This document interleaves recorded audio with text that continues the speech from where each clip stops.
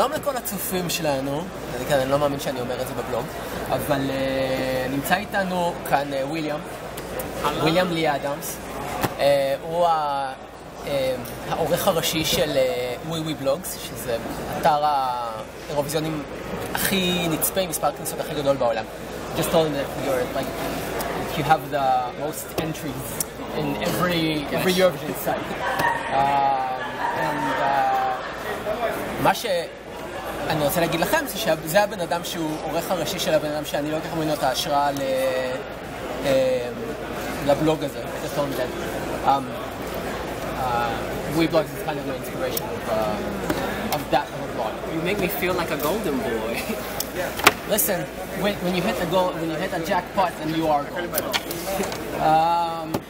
אני אשאל אותו כמה שאלות, אם צריך אני אתרגם אחר כך, ואחר כך, ואז נדסקס על זה יותר.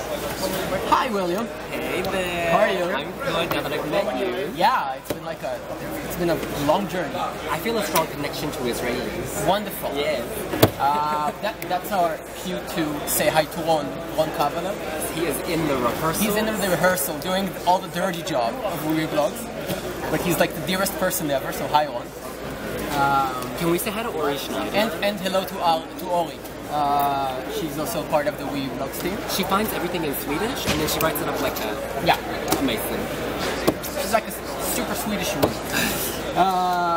Okay, so tell us a bit about what is Weeblogs actually? So Weeblogs is Eurovision news with attitude. Okay. When I started the site, there were so many Eurovision sites where they all kind of said the exact same thing, did the same thing, did the same photo, put the same videos, and it was a little boring. And we're not trying to rock the boat. Well, maybe we are. Just to give it more energy and youth, because not everything is rainbows. Not everything is pink and fabulous. Shit goes wrong. Bad stuff happens, and I think, if you're a Eurovision fan, you should embrace all of it. Yeah. All the shit is, all those shitty things is basically what makes Eurovision the best thing. Yeah, absolutely. And all the good things and the bad things, that's why we embrace them. So when did you start it? So 2009, I was in my bedroom and I was super bored because none of my friends like Eurovision and they wouldn't talk about Romania, and she had these amazing breasts, tight dress, but her father was a priest. And I'm thinking, this is fabulous. But there was no one to talk to, so I just went ta ta ta ta ta. And then I noticed that 500 people read it, and then the next day 1,000, then 10,000, and it just started growing really quickly. Okay. And it was right before Eurovision, so the timing was good. And it just snowballed from there. So it all started from the Romanian song 6 years ago. Yelena Gorgay. Yeah, the Balkan Girls. Wow. Amazing. I played her at my wedding. I don't need Papa. I'm speechless. Okay. It's like Papa Don't Preach, the Eurovision style. Yeah. So you said how did you? So okay, you started writing about Eurovision, and how at some point it just went to massive success. Yeah, I think there was people were interested in seeing a different point of view and not just the official line, because so often websites just repeat the press release, and if you do that, and you want Eurovision to be like a chit chat thing. Yeah, if you want to make it important, you have to make it relevant to people, and people like stuff beyond the press release, because you can just Google the press release. There's no added value, I guess. Yeah, and of course, and it's all about the dish. Right. Everybody will. The personalities. Yeah. Because even the contestants themselves, they have attitude. They want to get it out, but they need a place willing to publish their attitude, I guess. Yeah. So, the Weblog is a perfect example. So it's amazing. Tell me about your daily schedule, about here in Vienna right now, because you've been since when are you traveling? We arrived last Saturday, so it's been 1 week. Okay. But it doesn't feel like 7 days. It feels like one long day. Of course. With some naps. And I'm so tired. Usually I don't look like this. I feel like I've been punched. But you look fabulous today. Yeah. You can do a filter. And but yeah. So up about 7:30, come in. And we have to, I guess I should tell you, we have lots of people at home, so we're feeding them stuff. So there are about 47 people in our Facebook group. Okay. And so we collect videos and we'll send them to them to write. Sometimes I'll upload them. But I'm kind of sitting here barking at my team, and they're quite good. Everyone has a task, editing a video, doing the interview, standing in line for the interviews, finding the pose, doing the polls. Giving the giving the cards for the PR. Yes, exactly. Running around with the goodie bags. Yeah. Stuff. So everyone has a job, and everyone does their job.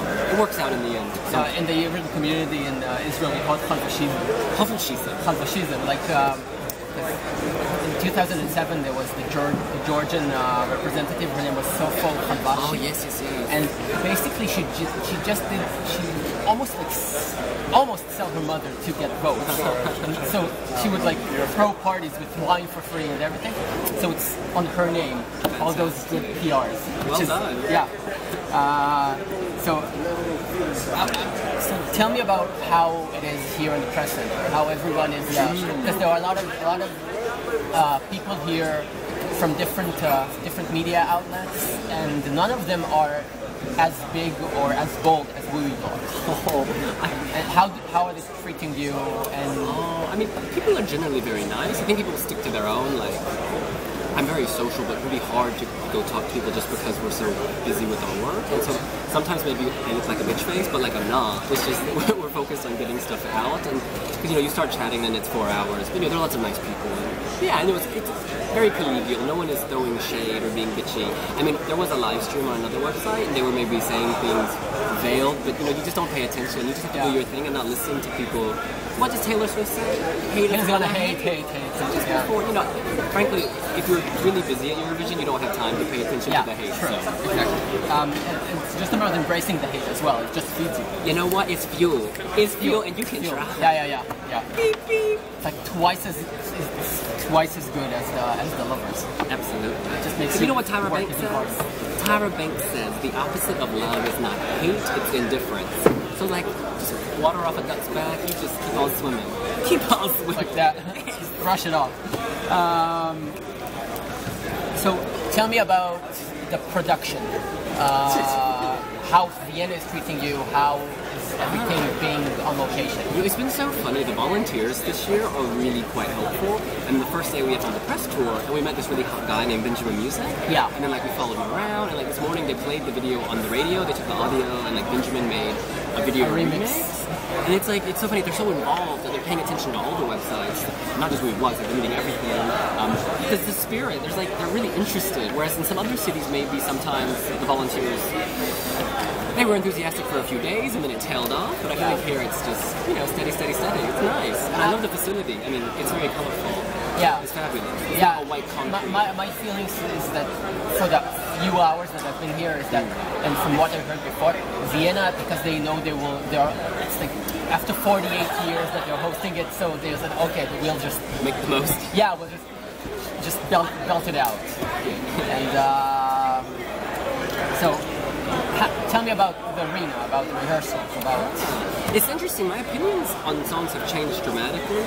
Georgia before I thought was good, but now I think it's amazing. Okay.